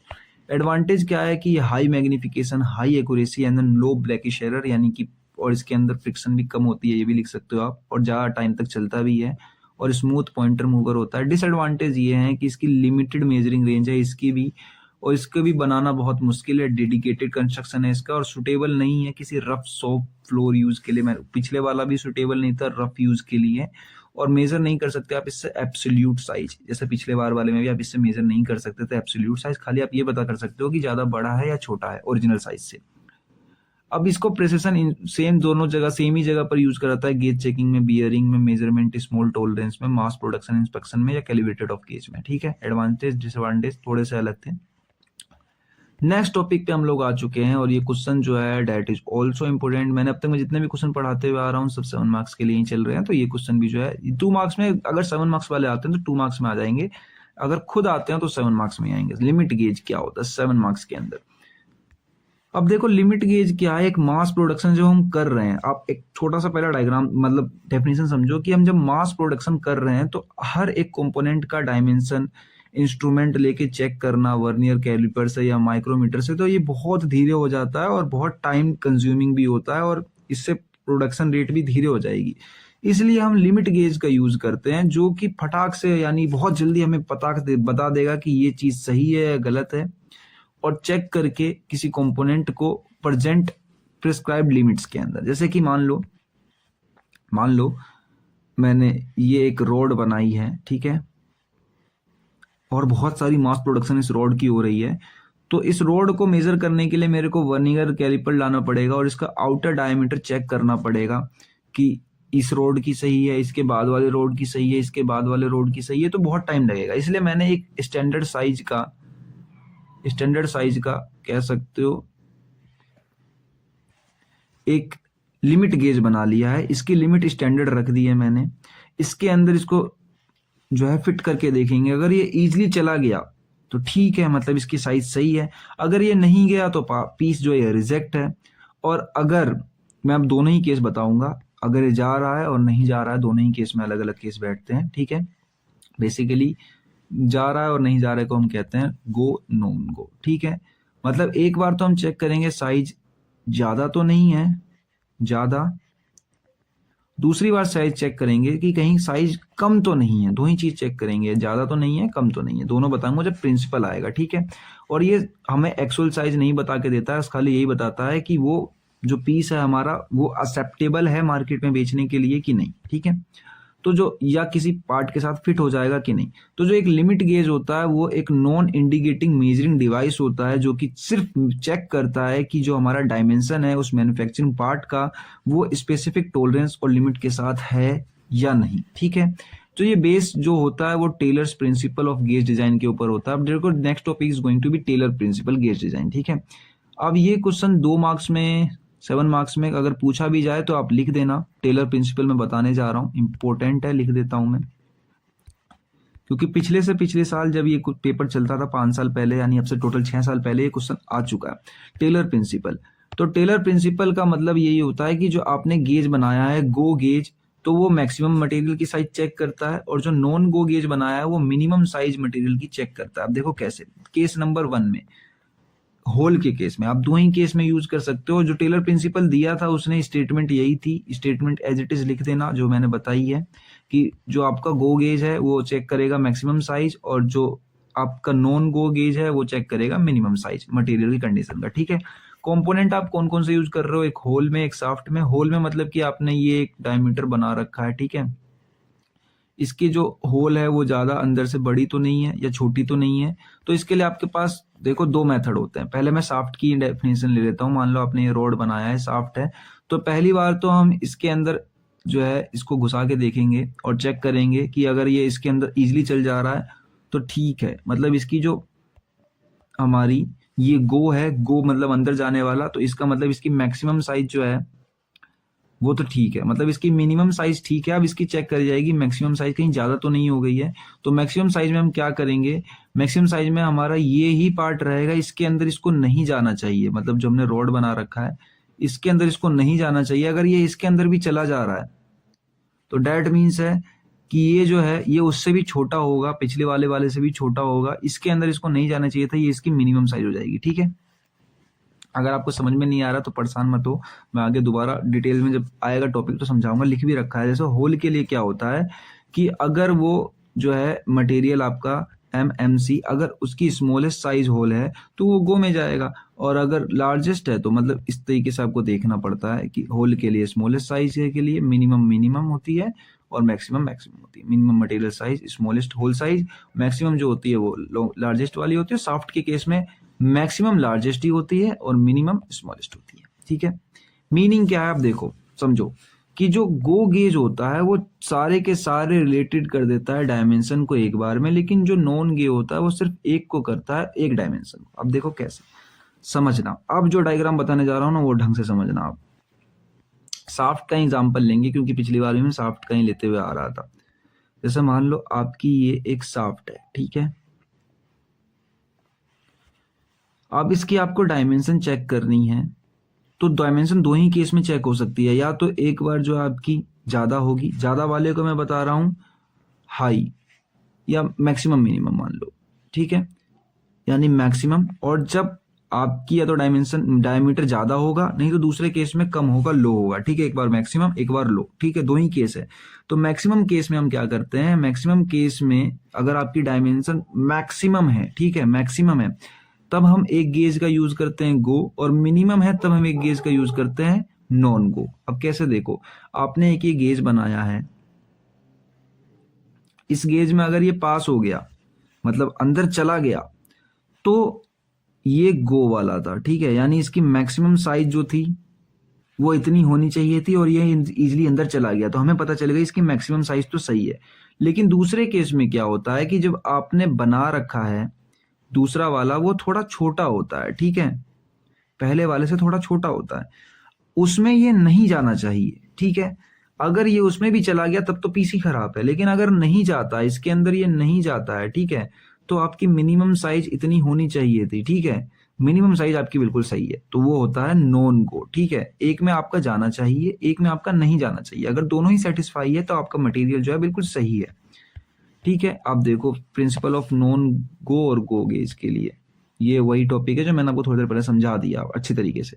एक बार थोड़ा लिखे में भी देख लो कि अगर आपका गो गेज में अगर चला जा रहा है वो अच्छी तरीके से तो पीस सही है आपका, और अगर नो गो गेज में अगर आपको वो नहीं जा रहा है तो पीस सही है। दोनों केस सही है तभी पीस सही है, अगर दोनों में से एक भी केस सही नहीं है तो पीस आपका रिजेक्ट हो जाएगा। अगर देखो कि अगर वो गो गेज में नहीं गया, गो वाला जो गेज था इसमें जाना चाहिए था उसमें नहीं गया, तो भी पीस रिजेक्ट है, और अगर नॉन गो में चला गया तो भी पीस रिजेक्ट है। इन दोनों में से कोई भी अगर एक एक्सेप्ट नहीं होती है तो पूरा पीस रिजेक्ट हो जाता है, ठीक है। अब classification of limit gauge. Limit gauge तो आई होप कि आपको समझ में आ गया होगा सब कुछ। अब लिमिट गेज की क्लासिफिकेशन देखो, तीन टाइप की होती है, according to use, according to construction and according to shape. तीन टाइप की होती है। पहले बात कर लेते हैं अकॉर्डिंग टू पर्पस या फिर यूज। इसके अंदर प्लग गेज है, स्नैप गेज है, रिंग गेज है। तीन गेज इंपॉर्टेंट, तीनों ही एक ट्यूब में पूछे तो नहीं गए हैं, लेकिन लिमिट गेज के साथ इकट्ठे आए थे, तो मैं मान के चल रहा हूँ कि अगर अलग अलग भी आते हैं तो आप लिख दोगे। ये तीनों गेज पूछे गए हैं, बाद बाकी तो और कभी कोई पूछा ही नहीं गया। According to construction gauge, single limit gauge, double limit gauge, progressive gauge, adjustable limit gauge. Adjustable limit gauge जो आप पढ़ रहे हो ना, ये आप पढ़ोगे स्नैप गेज के अंदर, ठीक है। सीधा मतलब नीचे वाले तो आप सारे पढ़ ही लोगे। अकॉर्डिंग टू इस shape, design, cylindrical, symmetrical, blade profile. और मैंने सोचा था कि एक गेज आपको और पढ़ा दूंगा, स्लिप गेज, पर इसके अंदर उसके नोट्स अटैच नहीं हो पाए। अगर आप लोग चाहते हो कि मैं ये वाला टॉपिक भी पढ़ा दूं, क्योंकि ये इंपॉर्टेंट टॉपिक है, स्लिप गेज जो है ना, ये पूछा गया था एक बार 2 मार्क्स के अंदर, या और एक 2 मार्क्स में मतलब लिमिट गेज और ये वाला गेज दोनों साथ में मिला के पूछे गए थे, यानी लिमिट गेज भी आई थी प्लस स्लिप गेज भी आई थी। तो लिमिट गेज के अंदर वो तीनों गेज तो आ गए थे जो आपने देखे, रिंग गेज, स्नैप गेज और प्लग गेज, ये तीनों गेज आ गए थे। खाली स्लिप गेज के यहाँ पे नोट्स अटैच नहीं हो पाए, तो उसको रहने देते हैं फिलहाल। देखो ये कुछ डायग्राम जाएंगे। अब देखो यहाँ से टाइप्स ऑफ लिमिट गेज जो मैंने बता रखा है आपको। पहला है यहाँ पे प्लग गेज, जो कि हम होल्स के लिए या इंटरनल डायमीटर के लिए यूज करते हैं। अब तक आपने शाफ्ट वाला पढ़ा था, पहले हम पढ़ रहे हैं प्लग गेज, जहां पर जो हम शाफ्ट का डायमीटर चेक कर रहे हैं। तो जो प्लग गेज होता है वो लिमिट गेज का एक पार्ट होता है जो कि चेक करता है इंटरनल डायमीटर को, होल्स को, किसी एक कंपोनेंट के, कि वो अंदर जा रहा है कि नहीं जा रहा है, नॉन गो और गो प्रिंसिपल के ऊपर। कंस्ट्रक्शन तो हार्ड नेक टूल स्टील का बना हुआ होता है, सिलेंड्रिकल होता है शेप में, 2 इंड प्रोवाइडेड होते हैं, और गो एंड नॉन गो इसके अंदर 2 प्रोवाइडेड होते हैं, और हैंडल करता है provide between two holding working principle. And similarly आपको ये जो गो वाला वर्किंग प्रिंसिपल आप अगर समझना चाहो तो वही है, सेम वर्किंग प्रिंसिपल के अंदर अगर चला गया पूरे अच्छे तरीके से, और नॉन गो में है कि अगर वो नहीं जाना चाहिए, ठीक है। दोनों में से अगर कोई सी भी कंडीशन सेटिस्फाई नहीं होती है तो इसको रिजेक्ट कर दिया जाता है। दोनों कंडीशन सेटिस्फाई होती है तो आपका जो होल है वो अपने लिमिट के अंदर। एप्लीकेशन कहाँ का, तो इंजर बोर के अंदर, ब्रशेस के अंदर, बियरिंग हाउस के अंदर। एडवांटेजेस क्या क्या है, सिंपल कंस्ट्रक्शन है, हाई एक्यूरेसी है, फास्ट इंस्पेक्शन है। लिमिटेशन है, can not actual size, actual size आपको कोई सा भी गेज नहीं देगा, ठीक है। और separated gauge to each diameter, ठीक है। ये तो हो गई आपकी इसकी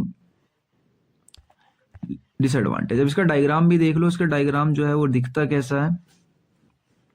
प्लग गेज का डायग्राम ये है कि मान लो आप एक डायमीटर वाला होल वाला सामान लेकर आते हो, मान लो इसके अंदर जो था ये होल था, और इसके अगर ये गो वाला जो पार्ट है इसका, ये इसके अंदर चला गया तो ठीक है, और दूसरा जो इसके अंदर आप नॉन गो वाला उसे छोटा बना रखा है, अगर ये वाला इसके अंदर नहीं जाता है तो ये जो मटेरियल है बिल्कुल सही है। तो ये इसका डायग्राम हो गया, डायग्राम से आपको आइडिया लग गया होगा।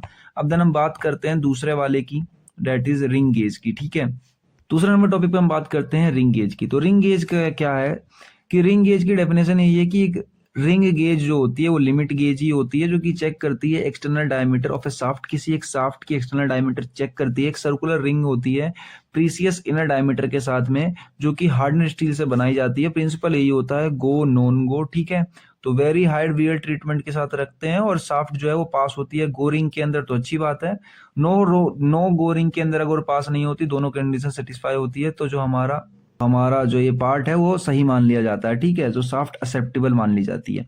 अब देखो डायग्राम क्या है, समझो जैसे कि ये मान लो हमारा जो है ये बड़ा वाला जो है, ये जो रिंग दिख रही है ये गो वाली है। तो हमने जो शाफ्ट इसके अंदर पास करी वो अगर इजीली पास हो गई तो ये गो वाली थी तो सही हो गया, और जो छोटी वाली हो गई मान लो नॉन गो है, तो इसके अंदर हमने पास करके देखी इस रिंग के अंदर, और इसके अंदर ये पास नहीं होती है क्योंकि वो बड़ी होगी थोड़ी सी इससे, और ये नॉन गो थी और पास भी नहीं हुई, तो ये भी कंडीशन सेटिस्फाई होती है। तो डेट इज रिंग गेज हमारा बिल्कुल सही है। आई होप कि आपको रिंग गेज और प्लग गेज दोनों समझ में आ गए होंगे। देन हम थर्ड पे चलते हैं, that is going to be ring gauge की कुछ एप्लीकेशन है जहां पर हम मैकेनिकल शाफ्ट में, पाइंस में, एक्सेल्स में एडवांटेज हाई एक्यूरेसी मिलती है, लॉन्ग लाइफ सर्विसेज होती है, एक्सीलेंट रिपीटेबिलिटी होती है। इसके अंदर रिपीटेबिलिटी सबके अंदर हाई मिलेगी आपको, और सबकी एडवांटेज सेम से ही है। और वेट में हैवी होता है, बट ये भी वाला वेट में हैवी होता है, इससे पीछे वाला हैवी नहीं होता, एक्सपेंसिव होता है, नॉट एडजस्टेबल होता है, कहीं पे एडजस्ट भी नहीं होता।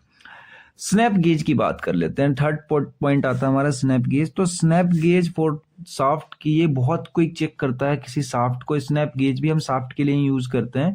तो स्नैप गेज भी एक लिमिट गेज होता है, और रैपिड चेकिंग अगर आपको करनी है किसी एक्सटर्नल कोई भी ऑब्जेक्ट की, जरूरी नहीं है वो शाफ्ट ही हो, कोई भी ऑब्जेक्ट की अगर एक्सटर्नल डायमेंशन आपको चेक करनी है बिना किसी पार्ट को चेक किए किसी गेज के थ्रू, तो आप यू फ्रेम के अंदर यूज कर सकते हो। एनविल बने हुए होते हैं इसके अंदर, गो एनविल, नो गो एनविल। और इसका वर्किंग प्रिंसिपल यही है कि अगर आप सेनफिट के अंदर एंट्री फ्री हो रही है गो के अंदर तो बहुत अच्छी बात है, और नो के अंदर भी अगर वो घुस नहीं पा रही है तब आपका जो है मटेरियल बिल्कुल सही है। एप्लीकेशन कहाँ कहाँ यूज होते हैं, तो ऑटोमोबाइल शाफ्ट में, बोल्ट्स में, रोड में। Advantage is very fast, easy to use, और लिमिटेशंस जो होती है इसकी एक्यूरेसी कम होती है रिंग गेज के कंपैरिजन में, और वियर भी इफेक्ट होता है। डायग्राम बहुत आसान है इसका। डायग्राम जो ये है ये आपका एनविल है, आपने इसके अंदर मान लो इस डायमीटर का एक रॉड इनलेट करा है, तो ये गो के अंदर तो घुस जाएगा, लेकिन नॉन गो के अंदर देखोगे तो ये नहीं आ पाएगा। तो डेट मीन्स आप इससे इजीली चेक कर सकते हो, यही इसकी फिक्स्ड एनविल हो गई, ये इसकी एडजस्टेबल एनविल हो गई, और ये जो होता है हमारा, ये होता है हमारा स्नैप गेज। आई होप कि आपको तीनों गेज समझ में आ गए होंगे। और इसी के साथ हमारी जो यूनिट नंबर 4 थी वो पूरी की पूरी कंप्लीट होती है। हमारा एक टॉपिक बच गया स्लिप गेज का। अगर आप लोग कमेंट करके बता दोगे तो मैं उसका क्वेश्चन पोस्ट कर दूंगा, ठीक है। और यहाँ पर हमारी पूरी की पूरी कंप्लीट होती है यूनिट नंबर 4। यूनिट नंबर 5 अगर आप चाहते हो कि मैं यूनिट नंबर 5 जो है अपलोड कर दूं, यूनिट नंबर 5, तो आपको क्या करना है, लाइक कर देना। बहुत मेहनत लगती है एक वीडियो बनाने में, बस खाली मैंने 10 लाइक का टारगेट ही रखा है। और एज वेल एज कमेंट भी कर देना, आप लोग कोई डाउट हो वो पूछ लो, 10 का ही मैंने टारगेट वो भी रखा है। और अगर आपको इस लेक्चर का पीडीएफ चाहिए तो आप नीचे जाओ, डिस्क्रिप्शन में लिंक मिलेगी, वहां से डाउनलोड कर लेना। एंड पेपर टाइम चल रहा है, शेयर कर दो। बिल्कुल नया चैनल है, मैं आप लोगों के भरोसे ही चला रहा हूँ, वरना कोई क्यों इतनी मेहनत करना चाहेगा। तो मैं मिलता हूँ आप लोगों को नेक्स्ट यूनिट के अंदर, तब तक के लिए bye bye and keep studying.